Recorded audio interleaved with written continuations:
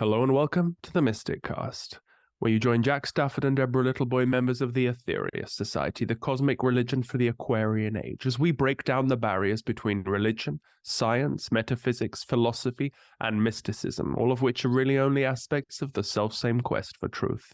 Please note, this is an independent program not produced or fact-checked by the Aetherius Society. Today, our guest is Barbara With. Hello, Barbara. Hey, Jack, Deborah, so nice to be here. Yeah, welcome, very welcome. It's lovely to have you, and we're going to be talking about conflict revolution and your world tour. Could you just kick us off with a little description of what you're up to? Well, I've been 30 years, I've been a channel, and particularly the long story of how I became a channel for Albert Einstein and this group of very dedicated souls in the afterlife working to help us create world peace, etc. And I came to a point after 30 plus years where it was time to take this on the road. The mission that they told us was world peace, one person at a time, starting with each self. And then they gave us step-by-step instructions for what we have termed conflict revolution. It's a revolutionary way for individuals to approach conflict in a way that they not only resolve conflicts first and foremost in this inner psyche per these maps that we have, but that then translates out into the macrocosm of a natural manifestation of peaceful outcomes based on the reflection of what's going on here. So that's kind of the work in a nutshell. But on July 9th, I launched my World Peace Tour, and I've left behind my many little revenue stream jobs that I had through the years and have put everything into coming and bringing this information forward. And so far, since July 9th, it's been more than my wildest dreams could have thought up, which was what I wanted. Like, you do it and you help me create. And it's been one thing after another. And clearly, it's a path I'm meant to go on right now. It can be an endless tour. I can do this until the day I die, because this is what we need to start talking about, start being aware of on all levels of our spiritual of principles, whether it's Aetherius or conflict revolution or any of the other compassion-based worldviews. Well, you've said that you've been working with Albert Einstein. You may have, I don't know whether you would have read, probably not, but our master, Dr. George King, actually was in dialogue with Einstein quite a lot. And he would, and there's several lectures where he comes back and he said, well, Einstein got that little bit wrong, but he knows it right now, and he's putting all he can to get these messages straight through. So there is very much a very strong link, and not to steal your thunder, because I really need you to be publicizing what you're doing. We need to showcase you best possible. But I always pray and link in with the Aetherius Society and ask that anybody who is on the realms that can come and inspire us while we're together to go forward with this mission, because we too are getting people from all over the place with the same passion in their tummies to saying, look, this fight has got to stop. It's women, the women need to set the communities. We need to show a way. We need to, and it's coming from all over. So I just wanted to let you confirm your what I feel you already knew, that there is a very, very real link between the man we knew as Dr. George King and Albert Einstein. And that just blows me away, because I said when I started to look at this history, I didn't find that about it. But what I found was, so he claimed he heard the voices, but he went and he channeled in Caxton Hall. And Caxton Hall, to me, has been, in fact, when I was the only time I've ever been in London, I went there purposefully and took a picture of it with my Conflict Revolution hat that I have, because that's where they read the Russell Einstein Manifesto on July 9th of 1955. And Einstein had died by then, but Bertrand Russell, the story goes, had originally rented the lower, smaller part of Caxton Hall, but so many people showed up to hear the Russell Einstein Manifesto, which basically was this plea to the governments of the world to make peaceful resolutions to their conflicts, because World War III will make us go extinct, basically, was the message in 1955. So here he is, a psychic or a physicist or both, or so to find that out. But now you're saying they were in cahoots anyway. And so it's one of those overwhelming moments in my journey of being one of those things where this is clearly where I'm supposed to be going, because these ties, and wow. So I've jumped in and interrupted you, but I want you to now to continue with what you've been told to do and how you're setting about doing it, because there will be, I know this, there will be ways in which we will be able to work. We're building a network of light now, and we're anchoring that by having these conversations. You know this anyway. I'm just putting it out there so that anybody that's listening will also know that. It's really, really important that we take this technology and we use it as a light anchor. And so back to you, Barbara, with what you were told, how you're doing it, and how you see it taking forward, and who you had helping you. That's a bit of a big ask, but that's I can do it though. I started channeling like I do today in 1987. But when I was in high school, I was a musician. In fact, I started writing music very young, when I was 12 and 13. And by the time I was out of high school, I had 2 solid sets of music and was ready to go on the road. So that was a channeling. Right, when you write music, you channel in that way. But when I started to see this woman, she turned out to be a mentor. She was just a friend of mine's mom. And I was supposed to go see what she did. I didn't know. I wasn't looking for a psychic, but she did that. And she went out of her body, didn't remember what she said. She said she went into outer space and listened for the words. And she gave these beautiful readings that really were about self-love and how to take care of yourself. And there were some predictive things, but it was comforting and it made my life better. And she said she was an antenna. So when I started to automatic write and discovered that I could do this, it wasn't that surprising, being a musician and also having been with Eunice and other sorts of tarot and such.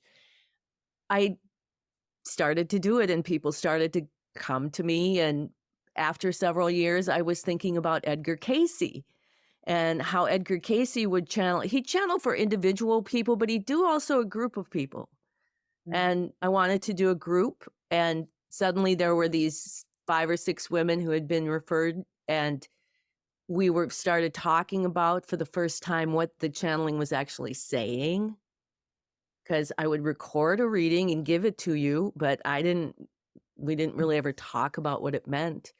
So I began to do groups in 1993. And that's an answer to your question. Was in that time, even though I was an antenna, that's how I thought of myself. The girls, Kim and Teresa, asked, "Who are you?"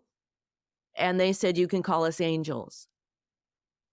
And I was kind of okay with that. We didn't really care so much, because what we were being told was this revolutionary thing for us. And the angel said, we have this method of resolving conflict that we need to test on actual human conflict, because we think it's this revolutionary way for world peace, one person at a time, starting with each individual. This is how we started, but we need to test it. So apparently the three of us volunteered and were chosen, with air quotes. They said you volunteered and you were chosen to be this group that was going to take this information and test it. And so that was the very beginnings of conflict revolution, was when the three of us who began, these were clients, I didn't know them, to have conflict amongst us. And the very first time we stopped and said, okay, now wait a minute, they're showing us this way. Let's go look at what it says we're supposed to do different. And then we did it different. And everything shifted instantly. Not that all conflicts in the world were resolved, but as you're working your way through a conflict, there's ways to make it get worse if you want to. We all know that. We can blow it up. But this way, like, we stopped, and what they said in the reading that we were using was, if you are involved in a conflict, the root of your part of it is within you. And for me, somebody who was constantly projecting and blaming, I was victimized all the time, etc., that was revolutionary. And what does it mean? And how do you do that? Because I didn't know. But together, the three of us, the psychic sorority, we called ourselves, worked it together. And we had fights, and we'd go away. And one of us would always be pulling back from the angel's teaching and figuring it out until we got this process, which we then started to formally train in 1999, I think we called it Conflict Revolution, and turned it into a workshop and started to train it as anger management and personal empowerment and such. So it was out of those roots of when then I was learning also that I could speak to people who had passed on. They were coming to me and asking me to get messages to their living children. And then also that I helped a woman who had an autistic son who was 36 years old and had never spoken a word. And she hired me to sit between them and channel. She'd ask him a question, and I would listen and tell her the answer. And it took about 2 readings, and she was fine. She knew that she could hear him without me. Thank you very much. And it was beautiful. And so when this tabloid from London, this is 1998, got a hold of me, like a metaphysical or paranormal kind of magazine, and they wanted an interview with Princess Di from Beyond the Grave on the 1-year anniversary of her death. And I was at first taken aback at how gratuitous it sounded and unappealing, and that I never really had gone to a dead person. How do you do that? What do I do to do that? And so I did it.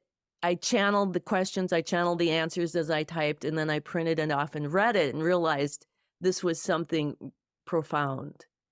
It was more than I could have ever known. The detail of her in-depth relationship with Dodie and what happened that night and her kids. But her message was, if everybody who followed me, if 40 million people who read this tabloid make peace, then I can have this influence, basically, from beyond the grave to influence people to make peace. And that was her big message. And they print it? They didn't want it. They weren't looking for that message. They flew me to New York and spent a bunch of time with me, but asking all these questions about Princess Anne and whatever. But Diana wasn't going to, I realize now years later, looking back, and what I know now is she was never going to mention their names in that interview. And but my agent and I decided, if you can talk to one famous dead person, maybe you can talk to different ones. And so we started doing that, where I'd imagine I'd go to them and say, hey, do you want to interview us? And some said yes, some said no. And that's in that mix of people came Albert Einstein. And when he came forward, I didn't ask for him. The people in the dead people said, hey, we're going to tell you who's next. John Kennedy said, we're going to tell you. And it's Albert Einstein. And when I channeled him, I knew that this energy has been with me my whole life, all through my music stuff, into my early channeling, the angels. It was the voice that I channel when I do someone's reading.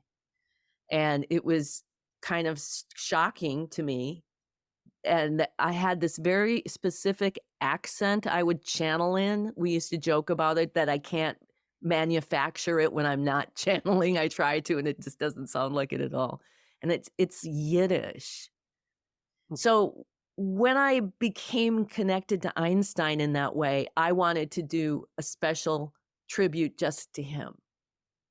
In 2005, it was the 100-year anniversary of E = MC squared, his miracle year, with his 5 relativity, etc.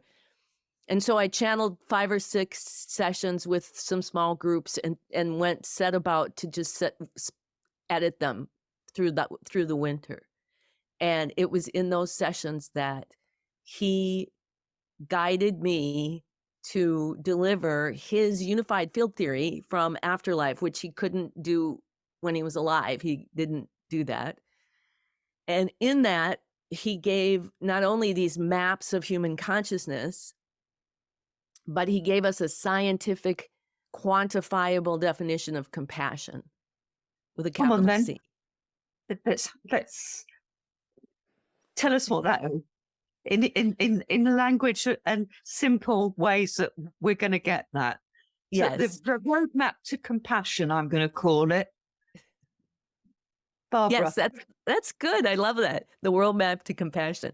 It is. His maps are that. Well, compassion, it's kind of easy because first of all, you take the word compass at its root, which is something Einstein, of course, loved it inspired him when he was young in his life.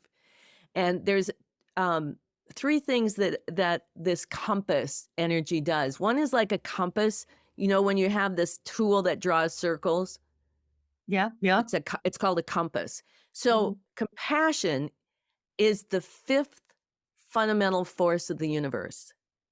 So there's 4 fundamental forces in the universe now: electromagnetics, gravity, strong nuclear force, and weak nuclear force. And we can talk more about that. But these are the 4 fundamental forces that scientists believe create part of the creation of matter. Compassion is the 5th fundamental force, and it's the intelligence that uses the 4 fundamental forces to impel the creation of matter, the universe, one step at a time.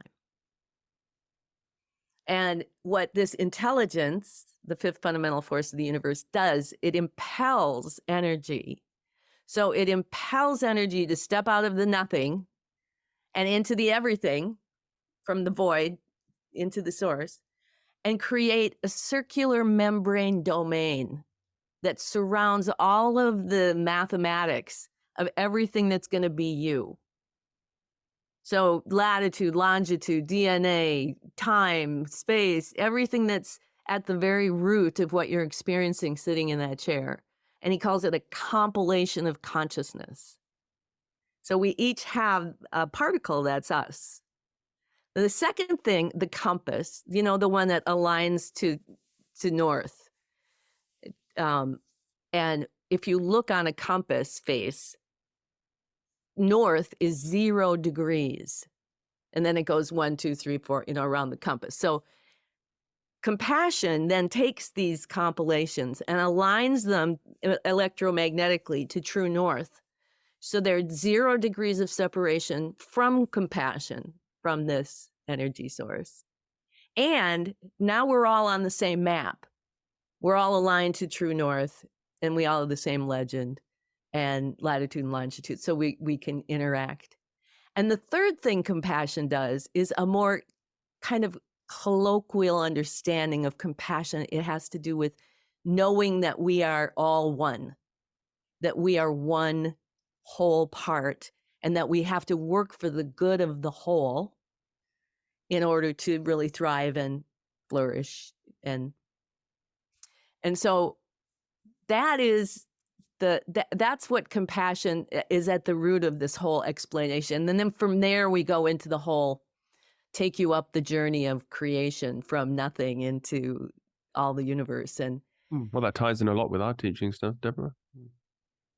No, it absolutely does. And just to put it into really simple language, the master used to say that a candle light, a flame will always point up. And so you have to. Sorry, did I change in the place in the room then when Jack? Anyway, back to carry on. Talking to the wrong picture there for a moment.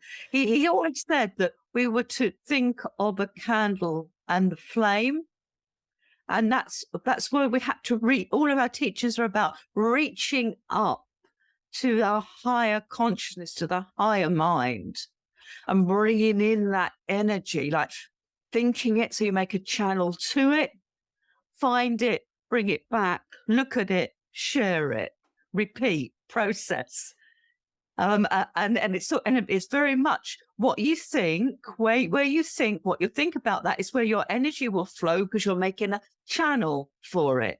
So the higher the thought, and the highest thought you can have is for everybody, because we're all one thing, which is exactly what you've just said. We're just one big thing, all reflecting in different ways, and all bent out of shape through all the lives that we've done things not looking up to the oneness.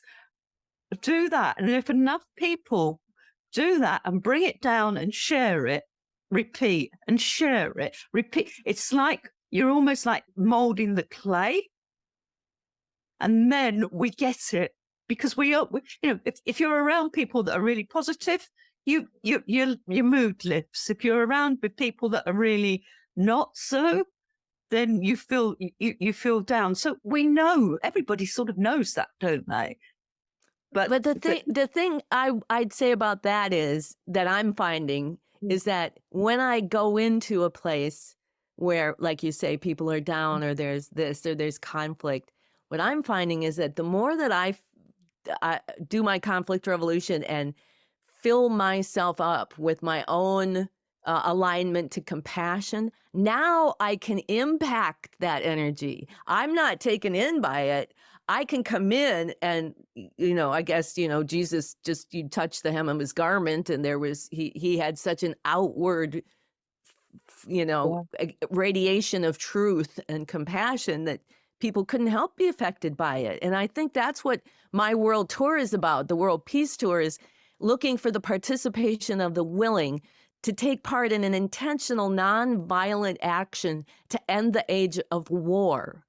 And to do that, to me, it's not a big stretch. Look at here, you're doing it. You're doing it here in your society.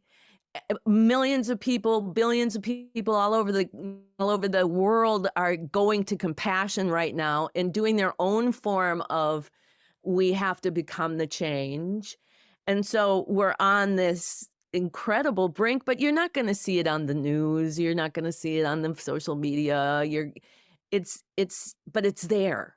It's absolutely there. And we're bringing it together in that way. So it's exciting times. Well, I too follow what you're saying there. I honestly do. But I also think that it needs to go out on social media. Oh, yes. And this is not one of my comfort zones. I'm not comfortable sitting in this format, but I do recognize the power of it, the power of two women speaking about this. We're not only speaking it, we're feeling it. I know it. My heart is with you. I know that we're aligned. Absolutely. There's no doubt. I put every penny I've got on that's a fact. So it's not just me that knows that. It will be other people, because we're magnets, and we need to bring that in, and we need to push it out again. And Deborah, I'm telling you, there are so many young women podcasters. I've been on so many shows since I launched my July 9th World Peace Tour. I've talked to so many young women, and men too, and older men too. But it's heartening for me to talk to the younger women who just get this like this. I don't have to explain anything. They know. They've been studying the law of one, or they've been a Reiki master, but they just know. And it's very hopeful. Brilliant. That's nice to hear. Because if you don't, well, for me, if I don't have it shared outside of the Aetherius Society, I need to be affirmed. And so Yes. by speaking to you, that is the affirmation, because it rocks back and forward. So no, that's absolutely brilliant. And I had a thought that I wanted to share with you, and it was relevant. I promise you it was. It'll come back. I know. I've been retrieving them too. But so when I come to the UK, I have specific areas where I'll be. And I'm a person who, I'm like Edgar Casey. I want to sit in someone's living room. I'm not on some big promotional tour where I have big events and blah, blah, blah. It's like, who's in the area? There's certain people I want to get my work to in the UK, people who are more influential than you or me, who could get the word out, people who understand the importance of this message. And kind of going back to what Princess Di said all those many years ago, if the 40 million people, now it's 100 million, however many love Princess Di, listen to my words and actually do it, now we're making the most of a system that generally is telling you to buy their product or follow the leader, trying to grab followers. Now we're leading you to your own sovereignty. We're leading you to conflict revolution, which is where you're going to take responsibility for yourself first. And if you need some step-by-step instructions, we've got some real clear, easy, and beautiful. And it really is brilliantly worthy of Einstein. If anybody, I'm not here to try to, prove that it's Einstein. I just say, read the stuff, listen to the unified field theory, look at the maps, and then work the process, and then tell me who you think it is and what you think it is. Because for me, it's exactly what they told us in the beginning, is that if you do this work and you align yourself first with these, what they call the 3 human dimensions that we work with, of emotion, intuition, and intellect, they all have a way that they work together. They each have their individual job that they do. And right now, the old operating system, we're just not quite, it's not a big shift. It's not a big shift at all. I often talk about the spark plug. I don't know if you know about cars, but there's this thing, a spark plug, and it has to have an exact gap that's about this big. And if you get it even just like this big, it runs like it's going to die. But if you know what that little gap is, and that's what I've learned using these 3 dimensions, and of course, the witness to yourself, you have to always be observant of what you're thinking, what you're feeling, what your intuition is telling you to do, and work with that. Then we create this new operating system where we're feeling all our feelings, the whole gamut of them, but they're marrying to the high, like you were saying, the highest thoughts. You can have deep anger and depression, but if you marry it to the highest possible thinking processes, if you marry it to an intention of world peace, it still fuels that. It doesn't have to be like this perfectly, we're out to unify. We're out to feel everything, not just stay away from the lower parts or just only live in the higher parts. No, it's about being the whole part. And so that's what conflict revolution teaches us to do. And once we do that, one person at a time, you don't need anybody else. You don't need a leader. It's good to have people, who support you and affirm what you're finding to be true too. But ultimately, this is us mastering our own lives. And it's so exciting. I'm very excited. I'm hopeful that, because everybody I've been talking to since I started is urgently wanting to have this discussion. Well, that's really encouraging.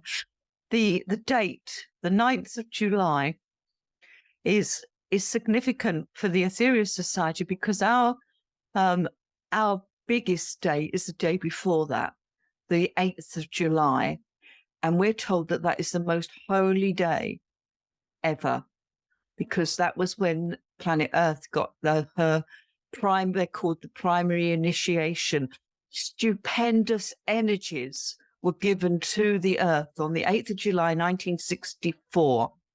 And she's holding those energies now, because if she'd let them all go, we'd all be fried. We wouldn't be able to live it, because it would have just, but she's holding them back. She could have taken them all then and bounced all of us microbes off her back, and taken her rightful place. But no, she's holding them and releasing them. The karmic lords have told her, she's done a deal. That's his Deborah's words. I'm sure that's not quite the way, but she's releasing it as slowly as she possibly can. So the vibrations are quickening, which means that we are getting more cosmic rain, which allows us to reach the higher truths, which we blocked ourselves by our wrong thought and action. I mean, yeah, it's all down to us.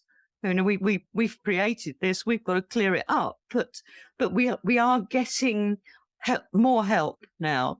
So the day after so every day on the 8th of July around the world, Ethereal Society, that's our day off. That's our most important day. We spend it all day in thankfulness. We have 5 services, and yeah, so it's on that sort of, because when we're on the 8th of July, of course, Australia is on the 9th of July. I mean, although they start right on, just you see, it's like it's so close that it's absolutely. It's crazy close. It's just another one of those head shaking things I love. I never want to stop being surprised and amazed by stuff like that. Yeah, just wonderful. So you're coming to the UK. Where have you already got spotted? Where are you going to? Where do you know you're going? I have a week in a town called Redditch, which I can't tell you exactly where they all are yet, but I know where they are. Then I'm going at some point to a town called Rottenstall, which is farther north. Okay. And then I believe I'm going down to Salisbury in the south. Oh, yeah, onto the plane. You're going to go out to Stonehenge and Avebury and Glastonbury, and yeah, nice. And then from there, I'm going over to Dover to take a ferry to Calais in France for several days, and then I'm going to Paris for a few weeks. Wow. And then I come back and I go to Chester, and my last stop thus far is in Scotland. Is it Debaty, or it's south of Glasgow somewhere? Okay. So I'm going to. Are you spending any time in Dover, or is it just to catch the ferry? I have a day before I go to Calais that I have to find somewhere to stay. And I thought, why not go stay either in Dover or in Calais? So yes. But part of what I'm saying is, while I'm in these areas, I'm so used to the United States, which leaving northern Wisconsin where I live and driving to Georgia where I am is a 24-hour drive. Okay. So going for 2.5 hours across, this southern part of England is not a big deal at all. So I want to offer my services. I want to connect in person with people like you. I've been on 4 or 5 podcasts from the UK, people from the UK who I'd love to, just because I think it's so important that we connect. And if we can connect in person, there's a really big power going on right now as we get out from under these. Thank God for Zoom. But as we get out from under those and get back to the human connections, there's something really powerful. Well, I can get to Dover. I'm in Kent. I can get to Dover. So we're touch dates and what have you, and I will do all I can to get there so that we have lunch or have coffee. That would be fabulous. whatever we need to do. Absolutely. So you're in Kent then. Okay, I'm gonna keep my eyes open for something. Make it easy, and then you can show me around. And well, as I say, it's a big county, but a pretty county. But yeah, so anyway, that's brill. We're going to do that now. So now we've got our social life sorted out on this. I said this is like dating. That's how I feel on these podcasts. Like I'm dating people. I get to meet them, and then we get all excited, and then these great conversations, and finding out how connected we all are. So. Welcome back, Jackie. Well, it sounds like so many synchronicities. Well, we've just arranged that we're meeting up when Barbara's in Dover. So well, you must, if you're in London, you must come to the Ethereal Society HQ. All right. Oh my heavens! I didn't even know I could. Yes, in Fulham Road. And show you around. Yeah, that would be a wonderful experience for you to connect with the energy there. Absolutely. Okay. Well, I think that we've come to a point, Barbara, where I haven't got any more questions for you, because I'm just sort of like thinking, yes, I get this, I understand this. One, it's the Mother Teresa thing, isn't it? Be kind to the person in front of you. You don't need to be doing any more than that. And if we all did that, there would be a problem. And that's what it seems that Einstein's coming through with, that Diana wants to get that message across. Well, that's what Dr. King also said on the Other Realms, that people were filled with this regret that they didn't do more. I had a client referred from a podcast I did. She was in Austin, Texas, and her grandfather, Bruno Rossi, was an Italian astrophysicist who had worked with Einstein. And he went on to work on the Manhattan Project, her grandfather. And she said every time in his later life she would ask him about it, he would go in the other room and weep.